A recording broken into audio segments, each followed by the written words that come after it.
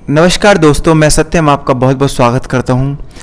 आयुर्वेद की इस सीरीज़ में आज हम बात करने जा रहे हैं उच्च रक्तचाप के ऊपर। एक्सपर्ट के रूप में हमारे साथ आज रहेंगे आचार्य दीपक जी, और आज हम इसके बारे में जानेंगे कि ये कितनी भयावह बीमारी है और किस तरह से ये प्रभावित करती है। तो आइए इसके बारे में हम जानते हैं। दीपक जी, हमें बताइए कि उच्च रक्तचाप क्यों होता है, कैसे होता है, क्या बीमारी है? देखिए, उच्च रक्तचाप जो है होने का कारण है हमारी मानसिक स्थिति जब विकार युक्त हो जाती है। जो हमारे मस्तिष्क है उस पर जब अनावश्यक दबाव पड़ता है, उस पर तनाव आता है। जैसे मनुष्य तनाव करता है, क्रोध ज़्यादा करता है और मानसिक थकान जब उसको हो जाती है, निद्रा अच्छी नहीं आ पाती, तो तब उसको इस बीमारी से जूझना पड़ता है। तब यह जो है रक्तचाप जो है ये बढ़ जाता है, ये उच्च स्तर को प्राप्त करता है और जिसको हाइपरटेंशन कहते हैं। यह अधिकांश क्रोध करने वाले व्यक्ति, मानसिक श्रम करने वाले व्यक्तियों को होता है और डायबिटीज़ वाले व्यक्तियों को भी होता है। और जो व्यक्ति खान पान को ठीक प्रकार से नहीं खाते, ज़्यादा तेलीय पदार्थों का प्रयोग करते हैं और ज़्यादा फास्ट फूड वगैरह खाते हैं, उनको भी होता है। दूसरा, आनुवांशिकता में भी आता है। ये उसका 50% ऐसा माना जाता है कि जो माता पिता को या ऊपर किसी को है, तो नई पीढ़ियों में भी ये 50% इसकी संभावनाएं होती है आने की। तो यह हो। वैसे इसका सामान्य जो हमारा जो ब्लड प्रेशर है वह 120 और 90 माना जाता है, जो सामान्य रूप में है। और WHO के आधार पर 160 और 95 की जब रेंज आ जाती है तो उसको यह है रोग घोषित करते हैं। लेकिन ऐसा है कि कुछ अवस्था में जैसे आयु बढ़ती है उसके हिसाब से थोड़ा घना बढ़ता है, लेकिन 130, 40 और 85, 90 ये रहेगा तो ये नॉर्मल की रेंज में आता है। आयु के हिसाब से थोड़ा बढ़ता है। स्त्रियों में इसका दाब 3 mmHg कुछ कम माना जाता है, वह कम होता है। इसका होने का कारण तो यही है कि हमारे जो है हम मानसिक थकान ज़्यादा हो जाती है, उसको रिलैक्स नहीं कर पाते, अनावश्यक तनाव बना रहता है। मस्तिष्क की जो हमारे नर्वस सिस्टम है, मस्तिष्क का पूरा, वहाँ जो है उसकी जो संचार है वहाँ से जो पूरी बॉडी में जो चलता है वह अवरुद्ध हो जाता है और वहाँ अनावश्यक रूप से एक शोथ, एक तरह से सूजन वहाँ आ जाती है जो मस्तिष्क का कार्यशैली उसको बाधित करती है, जिस कारण से हाइपरटेंशन की उत्पत्ति होती है।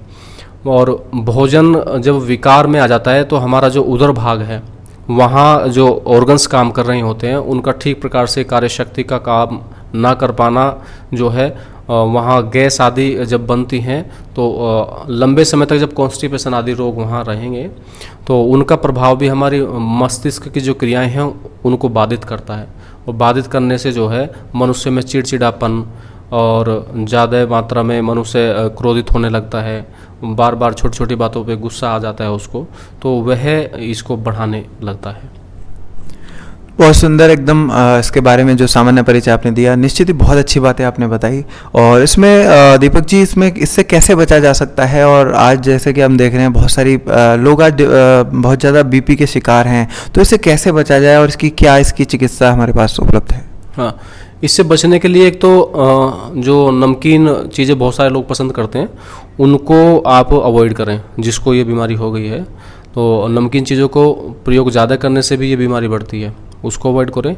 दूसरा जो है, सुबह तांबे का रखा हुआ पानी उसको पिएं तो उससे भी इसमें राहत मिलती है। और जो गेहूँ, चना और जौ को मिक्स करके उसकी चपाती चोकर युक्त बना करके उसका प्रयोग करने में भी ये मददगार सिद्ध होगा, बीपी को ठीक करने में सक्षम है। और जो बीपी का रोगी है उसको 2 से 3 सेब प्रतिदिन खाने चाहिए। यह भी इसमें कारगर है इसको ठीक करने में, बीपी की समस्या को। और किशमिश, मुनक्खे, इनका भी प्रयोग कर सकता है व्यक्ति। शुगर नहीं है तो उस अवस्था में इनका प्रयोग करेगा तो ये उसके लिए अच्छा है। दूसरा, थोड़ा प्रातःकाल में जल्दी उठें, रात्रि में जल्दी सोएं, भोजन नियमित रखें और सुपाच्य भोजन लें। सबसे बड़ा कारण सुपाच्य भोजन है। और इसके लिए सबसे बड़ी बात यह है कि आज का जो दौर है, आधुनिक जो समय है, व्यक्ति इतना व्यस्त है, मानसिक तनाव इतना है कि शारीरिक तनाव तो कम हो गया और मानसिक उसका कई गुना बढ़ गया। तो उस कारण से मनुष्य की जो शरीर का जो काम करने का जो सिस्टम है, उसकी जो अपनी प्राकृतिक है स्थिति है, वह डिस्टर्ब हो जाती है। जो मस्तिष्क है पूरे शरीर को वही चलाता है, वह स्वस्थ नहीं हो पाता। कई कई दिन हो जाते हैं व्यक्तियों को नींद नहीं आती तनाव के कारण से।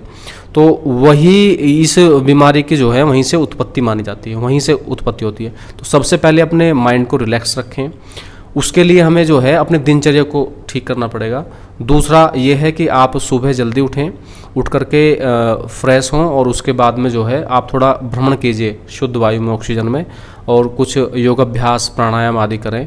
मन में अच्छी सोच रखें, 10-15 मिनट या 1 घंटा या 2 घंटा या तो कुछ अच्छी पुस्तकें पढ़ें या किसी अच्छे व्यक्ति से कुछ अच्छे विषय पर बात करें या कुछ अच्छी चीज़ों का श्रवण करें या कुछ देखें। मन को जो है शांत करने का, मन को रिलैक्स करने का आप प्रयास कीजिए। मन को रिलैक्स करने का जब आप प्रयास करेंगे प्रतिदिन, तो मेरा ये विश्वास है कि आपका निश्चित रूप से जो ये ब्लड प्रेशर डिस्टर्ब है, ब्लड प्रेशर जो बढ़ा हुआ है, ये सामान्य ब्लड प्रेशर की अवस्था में आ जाएगा और आपको धीरे धीरे जो है इस रोग से निजात मिल जाएगी। यदि आप इस अवस्था में हैं, रोग की अवस्था में, तो एक ब्रह्मीवटी आयुर्वेद की टैबलेट आती है, आप प्रातःकाल में दूध या पानी के साथ उसका सेवन करें। और एक सर्पगंधावटी आती है, शाम को उसका प्रयोग कीजिए। इनका प्रयोग करने से आपके जो पूरे मानसिक स्थिति जो है वह ठीक होगी और मस्तिष्क की जो रिक्वायरमेंट होती हैं वो इस टैबलेट से पूरी होंगी और मानसिक स्थिति स्वस्थ होगी, आपको निद्रा अच्छी आने लगेगी और आपका जो स्वास्थ्य है उसमें अच्छा होगा। तो आप ऐसा करके जो है इस रोग से बच सकते हैं और स्वस्थ रह सकते हैं। बहुत ही सुंदर बातें आपने जिस तरह से बताई, निश्चित ही हमारे दोस्तों के लिए बहुत लाभकारी साबित होंगी। तो प्यारे दोस्तों, बीपी से बचने का जो दीपक जी ने तरीका बताया, आप निश्चित इसको फॉलो कीजिए। बहुत अच्छी बातें और कुछ जो चिकित्सा बताई इसको आप फॉलो कर सकते हैं अगर आपको बीपी हो चुका है तो। और आखिर में हम आपसे एक गुरु मंत्र अगर जानना चाहें तो क्या हमारे लिए दोस्तों के लिए रहेगा? हाँ, देखिए, गुरु मंत्र तो सबसे पहले तो यही है कि आप अपने जो जीवन है, जीवन को स्वस्थ बनाने के लिए अपनी दिनचर्या सबसे पहले स्वस्थ कीजिए। नियमित दिनचर्या ही स्वास्थ्य का मूल कारण है। आपकी यदि दिनचर्या स्वस्थ होगी, नियमित होगी, नियम से आप सारी क्रियाएं संपादित करेंगे तो आप स्वस्थ रहेंगे, ये बात निश्चित है। क्योंकि आप प्रकृति के साथ में चलेंगे, प्रकृति के साथ में आप चलेंगे, क्योंकि आपका जो शरीर है वो प्रकृति से ही निर्मित है।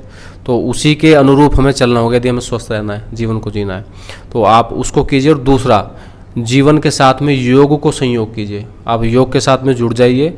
योग में एक प्राणायाम है, मृदु चंद्रभेदी प्राणायाम। उसमें जो हमारा बायां नोस्ट्रिल है उससे श्वास को अंदर भरना है और जो दायां है राइट नोस्ट्रिल है उससे श्वास को बाहर छोड़ना है, वन साइड। ये प्राणायाम आप यदि प्रतिदिन करेंगे तो यदि आपका बीपी बढ़ा हुआ है, आपको समस्या है, आपका हाई ब्लड प्रेशर है, तो उस अवस्था में यदि आप इसको करेंगे और डेली कंटिन्यू इसको करेंगे तो आपका कुछ ही समय में जो ब्लड प्रेशर है सामान्य नॉर्मल हो जाएगा और आप इस रोग से छुटकारा पा सकते हैं। बहुत बहुत धन्यवाद और बहुत अच्छी बातें आपने जो करी, निश्चित ही हमारे दोस्तों के लिए लाभकारी साबित होंगी। प्यारे दोस्तों, उम्मीद करता हूँ कि ये सारी बातें आपको बहुत पसंद आई होंगी। और अगर आपको कोई समस्या है तो आप हमें कमेंट भी कर सकते हैं, और अगर आप को ये बात पसंद आई हो तो आप हमारे चैनल को लाइक कर सकते हैं, सब्सक्राइब कर सकते हैं।